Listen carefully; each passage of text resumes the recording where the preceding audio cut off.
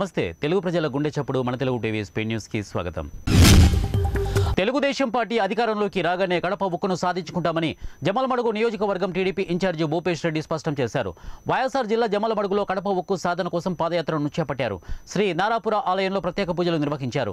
అనంతరం మాజీ ఎమ్మెల్సీ శివనాథరెడ్డి జెండా ఊపి పాదయాత్రను ప్రారంభించారు. ఈ కార్యక్రమానికి నియోజకవర్గంలోని 6 మండలాల తెలుగుదేశం పార్టీ శ్రేణులు, జనసేన నాయకులు హాజరయ్యారు.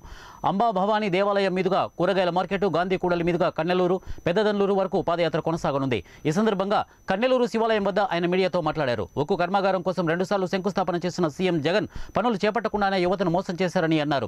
జమ్మలమడుగు ప్రాంతంలో ఉక్కు కర్మాగారం ఏర్పాటు అయితే ఒక కడప జిల్లాకే కాకుండా రాయలసీమ ప్రాంత వాసులకు ఉపాధి దొరుకుతుందని అన్నారు. చంద్రబాబు నాయుడు మళ్లీ సీఎం అయితే ఉక్కు కలను నెరవేర్చుకుంటామని భరోసా ఇచ్చారు.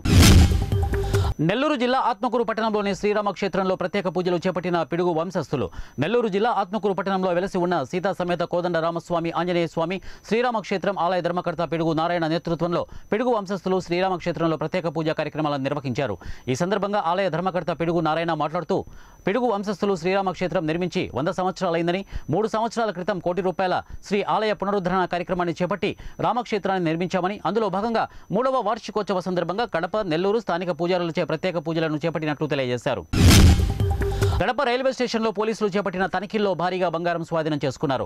కడప రైల్వే స్టేషన్లో రైల్వే సీఐ నాగార్జున తనిఖీలు చేపట్టారు. కన్యాకుమారి నుంచి పూణేకు వెళ్తున్న జయంతి ఎక్స్ప్రెస్ రైల్లో 2 వ్యక్తుల వద్ద నుంచి దాదాపు 2.4 కేజీల బంగారాన్ని పోలీసులు స్వాధీనం చేసుకున్నారు.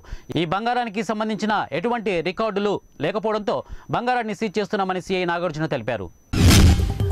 కర్నూలు జిల్లా ఎమ్మిగనూరులో మాజీ కేంద్ర మంత్రి కోట్ల సూర్యప్రకాష్ రెడ్డి పర్యటించారు. అనంతరం ఆయన మీడియాతో మాట్లాడుతూ ఏపీలో జరుగుతున్న రాజకీయ పరిణామాలపై అసంతృప్తిని వ్యక్తం చేశారు. ఇక రాజకీయ నాయకులు కానీ ప్రజలు కానీ ఎన్నికల డబ్బులు ఆశించరాదని, డబ్బులు చూసుకుంటే రాజకీయంలో క్వాలిటీ పోతుంది, ఆ ప్రాంతం అభివృద్ధి చెందదు అన్నారు. డబ్బులు చూసుకుని అధికారంలోకి వచ్చిన వైసీపీ నాయకులు తమ ప్రాంతాన్ని ఎవరైనా అభివృద్ధి చేసుకోగలిగారని ప్రశ్నించారు. అన్ని కులాల్లో క్వాలిటీ గల రాజకీయ నాయకులు ఉన్నారు, కానీ వారు ఆర్థికంగా లేరన్నారు. మాచాని సోమప్ప ఎమ్మిగనూరును ఎంతో అభివృద్ధి చేశారు. ఈ ప్రభుత్వంలో అభివృద్ధి జరగడం లేదనే మాచాని కుటుంబం నుండి మాచాని సోమనాథ్ టీడీపీ టికెట్ కోసం ప్రయత్నం చేస్తున్నారు. ఎమ్మిగనూరు ఎమ్మెల్యే చెన్నకేశవ రెడ్డి ఆదేశాల మేరకు సీఎం జగనన్న తనకు ఎమ్మిగనూరు ఎమ్మెల్యే అభ్యర్థిగా పంపారని, అత్యధిక మెజార్టీతో గెలిచి కానుకగా అందిస్తామని మాజీ ఎంపీ ఎమ్మిగనూరు వైసీపీ అభ్యర్థి బుట్టా రేణుక అన్నారు. కర్నూలు జిల్లా ఎమ్మిగనూరులోని శిల్ప ఎస్టేట్లో నూతన వైసీపీ కార్యాలయాన్ని ఎమ్మెల్యే చెన్నకేశవ రెడ్డితో కలిసి అట్టహాసంగా ప్రారంభించారు. ఈ సందర్భంగా బుట్టా రేణుక మాట్లాడుతూ, జగనన్న ప్రవేశపెట్టిన నవరత్నాల ద్వారా ప్రతి కుటుంబానికి మేలు జరిగిందని, నాడు నేడు ద్వారా పాఠశాల అభివృద్ధి చెందాయని అన్నారు. జగనన్న ప్రవేశపెట్టిన పథకాలే మా విజయాలకు నాంది అన్నారు. ఎమ్మిగనూరులో వైసీపీ 40,000 మెజార్టీతో గెలిపిస్తామని ధీమా వ్యక్తం చేశారు.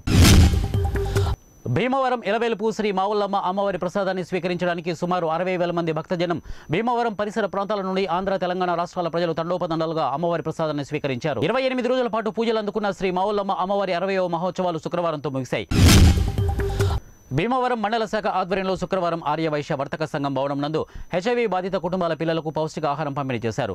ఈ కార్యక్రమంలో ముఖ్య అతిథిగా పాల్గొన్న రిటైర్డ్ ఎలక్ట్రికల్ ఏడీ భూపతిరాజు సత్యనారాయణరాజు పంపిణీ ప్రారంభించి మాట్లాడుతూ, 2.5 దశాబ్దాల క్రితం హెచ్ఐవి బారిన పడి మృతి చెందిన కుటుంబాల పిల్లలకు ప్రభుత్వం అందిస్తుండగా సేవా సంస్థలు వారికి వ్యాధి నిరోధక శక్తిని పెంపొందించేందుకు పౌష్టిక ఆహారాన్ని పంపిణీ చేయడం మన కనీస ధర్మమని మానవతా సంస్థ భీమవరం శాఖ అధ్యక్షులు బుద్ధరాజు వెంకటపతిరాజు ఆధ్వర్యంలో సేవా కార్యక్రమంలో భాగంగా ఇటువంటి కార్యక్రమాలు నిర్వహించడం అభినందనీయమని అన్నారు.